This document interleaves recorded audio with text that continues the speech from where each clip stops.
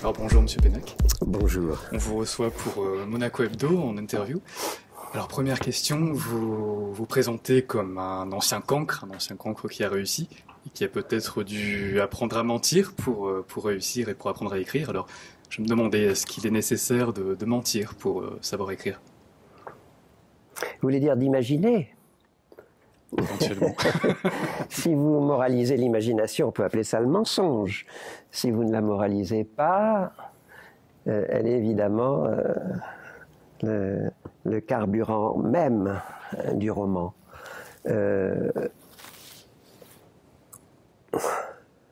L'imagination, c'est le rêve maîtrisé, hein, justement, parce que bon, on va parler du rêve ce soir. Nos rêves ne se maîtrisent pas. Notre inconscient nous bombarde d'images extravagantes qui provoquent des sensations très envahissantes. Mais dès que vous vous mettez à raconter un rêve, c'est l'imagination qui prend le relais. Un rêve est toujours, le récit d'un rêve est toujours la reconstruction de ce rêve de façon qu'il soit anecdotiquement compréhensible. Et ça, c'est de l'imagination. Et est-ce que nous sommes dans le mensonge? Est-ce que nous sommes dans la métaphore? Est-ce que nous... Mais monsieur, je ne mens jamais. Mais sans blague. Est-ce que l'ennui aussi est nécessaire pour créer? Ah, ça c'est intéressant aussi. L'ennui est une vraie valeur pédagogique. Dans une modernité où les parents les plus avisés s'appliquent à faire incessamment des choses à leurs enfants, une fois l'école passée, c'est le judo ou le piano ou la danse, ou bref, l'obsession adulte de devoir occuper en permanence les enfants milite contre les vertus de l'ennui. Il est bon qu'on fiche de temps en temps la paix aux enfants et qu'ils apprennent à s'ennuyer un peu et à voir comment résister à l'ennui. Et c'est dans cet effort qu'ils font pour résister à l'ennui qu'ils deviennent vraiment créatifs. Est-ce qu'il est nécessaire aussi de s'extraire de tout réel, de toute logique, ce qu'on appelle la rêverie finalement, pour pouvoir créer... Pour écrire, pensez donc, je fais la vaisselle, la cuisine, je cire mes chaussures, je fais le lit conjugal, c'est moi qui le fais, je suis immergé dans l'hyper-réel du matin au soir. Cela dit, il y a des moments où je m'assieds derrière un bureau et où je n'y suis plus que pour le travail, l'écriture, et là c'est autre chose. Parce que là, il ne faut même pas, en me posant la question que vous me posez, que vous songiez au livre. Là, on entre en écriture. Et c'est tout à fait autre chose, l'écriture. C'est le rapport personnel, intime, quelquefois très angoissé, quelquefois très brutal, que nous entretenons avec notre langue. Et c'est-à-dire qu'à partir du moment où vous vous posez à votre table et que vous avez le souci d'écrire, et pas seulement celui de raconter des histoires, vous vous immergez. Vous êtes une baleine, vous immergez dans une espèce de milieu naturel. C'est l'eau pour la baleine, pour moi c'est la langue. Et là, vous ouvrez votre grande gueule de baleine et vous faites entrer le plancton. Si vous imaginez que le plancton sont les différents états du langage, ça fait des sons, des rythmes, du sens, de la musique. Et vous savez que les baleines sont de fins gourmets, qu'elles ne retiennent pour se nourrir qu'un dixième, peut-être moins, du plancton qu'elles mangent. Moi, c'est pareil. En sortant de cette immersion, parce que le réel me rappelle, la vaisselle, la cuisine, les lits à faire, les chaussures à cirer, j'ai fait une dizaine de lignes dans la journée, quand les journées ne sont pas trop mauvaises. Quelquefois rien du tout, tout est à jeter au panier. Ou quelquefois, dans des espèces de moments qui s'apparentent vraiment à la folie. Il y a 3 pages, 4 pages, alors là, c'est très rare. Il faut aussi peut-être se désinhiber pour créer. Alors, est-ce qu'il y a des livres que vous n'avez jamais osé écrire? Des idées que vous n'avez jamais osé exploiter? Non, à vrai dire, j'ai pas beaucoup d'idées. J'ai des désirs de narration qui s'apparentent pas nécessairement à des idées. Quand j'ai une idée, j'écris un essai, mais c'est très très rare. C'est extrêmement rare. Je suis plutôt un raconteur d'histoire. Alors, oui, quand je suis seul avec moi-même dans le travail à l'intérieur de la langue, il ne s'agit pas d'inhibition, il s'agit de... C'est une bataille, quoi. Et quand ça ne sort pas, c'est de l'ordre de la constipation mentale. Ça ne sort pas et vous êtes désespéré. Vous essayez de ne pas casser les pieds à votre entourage. Vous êtes absolument furieux contre vous-même. Non, l'inhibition, elle vient plutôt avec les questionnements des autres. Vous pouvez parfaitement me poser une question qui m'inhibe, par exemple. Je vous ferai probablement engueuler, mais c'est parce que je serai inhibé. L'inhibition, elle a affaire avec les tentatives d'évaluation que les gens s'infligent les uns aux autres. La scolarité inflige constamment aux élèves, puisque nous pratiquons chez nous une scolarité extraordinairement évaluatrice.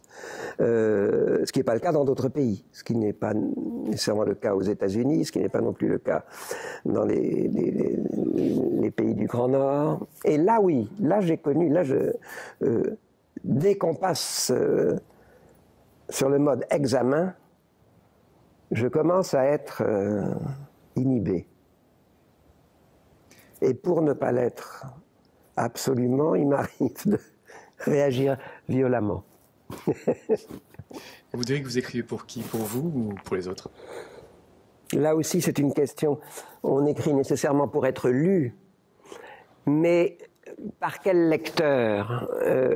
Nous n'en savons rien. Quand quelqu'un vous croise dans la rue et vous dit « Oh, monsieur Pénac, je vous remercie, vous m'avez beaucoup distrait, vous m'avez beaucoup fait rire, au contraire, vous m'avez donné à penser, etc. » Là, vous voyez physiquement que vous écrivez pour quelqu'un qui vit, c'est-à-dire qui subit tout de la vie et pour qui votre travail peut parfois être, par exemple, de l'ordre de la consolation. Je reçois beaucoup de lettres, surtout à l'époque des Malocènes, il y a plus de 20 ans, je recevais beaucoup de lettres de gens hospitalisés.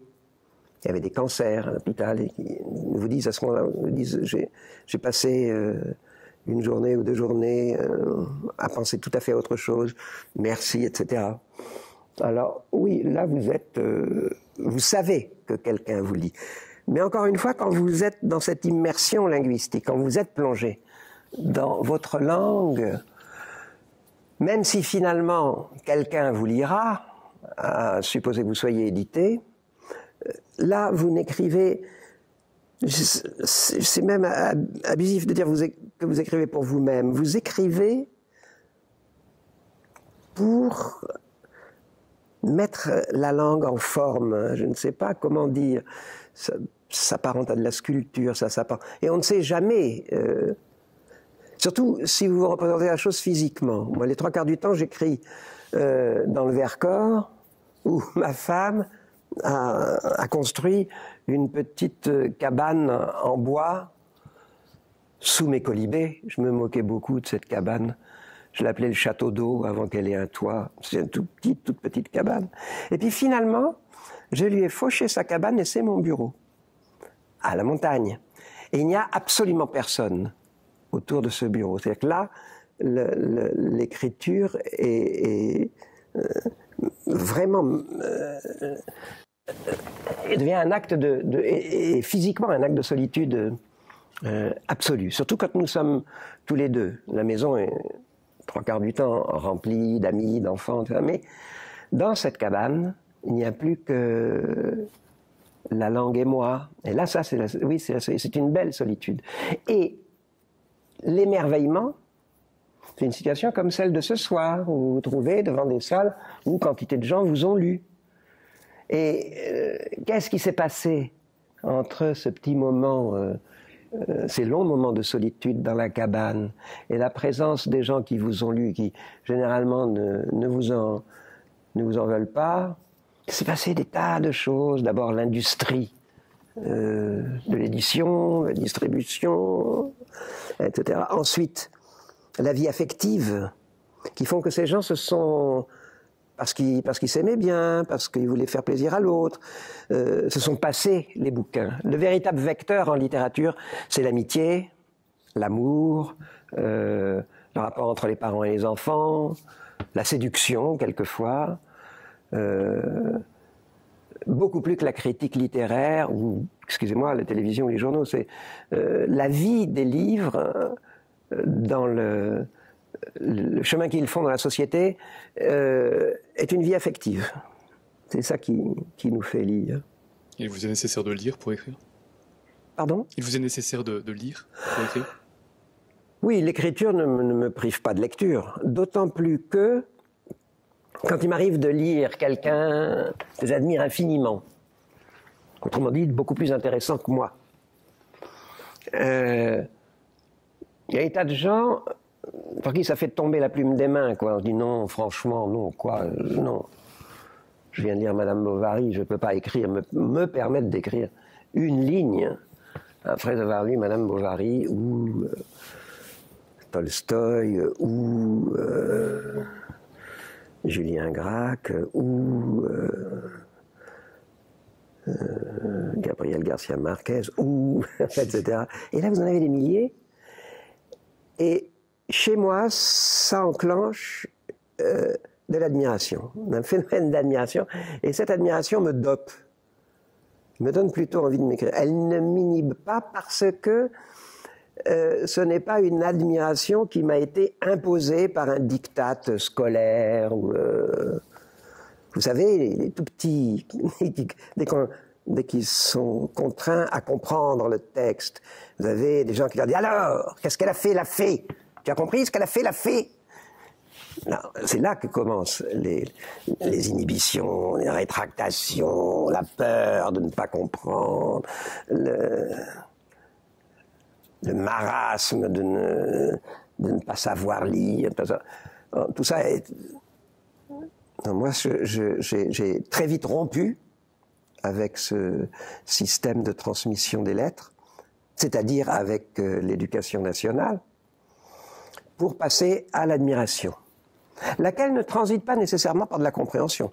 Je peux tout à fait admirer des auteurs sans tout à fait les comprendre. Si vous lisez Faulkner, vous êtes en admiration, en même temps vous n'y comprenez rien, très souvent, enfin, vous comprenez assez peu. Et enfin, qu'est-ce que vous lisez en ce moment? J'ai été pris d'un désir de lire à peu près tous les romans de Appelfeld. Donc j'en ai lu 4 ou 5. Un dernier roman contemporain qui m'a absolument enchanté, c'est un roman qui s'appelle Le Voyant d'Étampes, de, comment s'appelle-t-il? d'Abel Quentin. Je vous le recommande. Édition de l'Observatoire, je crois, non? C'est ça? Abel Quentin. Autrement, qu'est-ce que j'ai lu? Dernier roman qui m'est absolument bouleversé, c'est un roman de Jean-Marie Laclaftine qui s'intitule Une amie de la famille. Absolument extraordinaire, mais extraordinaire. De ces livres, on en rencontre un de temps en temps comme ça qui vous laisse stupéfait. Et quand je viens de lire ça, mais je ne vous dirai pas de quoi ça parle. Qu'est-ce qu'il y a eu d'autre?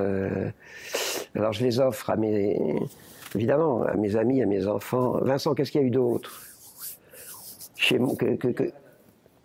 Ah oui, une jeune romancière italienne qui s'appelle Silvia Avallone, qui vient d'écrire un bouquin qui s'appelle Une amitié. Et cette fille a commencé à 22 ans, je crois, par écrire un chef-d'œuvre absolu, un petit peu comme la petite Émilie Brontë avait écrit Léo de Hurlevent. Elle a écrit un livre qui s'appelle Acciaio, en italien. Et on a traduit en français. Vous l'avez lu? C'est bien, hein? Excellent. Voilà, et on se dit que mais d'où cette gamine tire-t-elle cette puissance narrative incroyable à 23 ans pour écrire un petit livre qui, par certains aspects, vous fait penser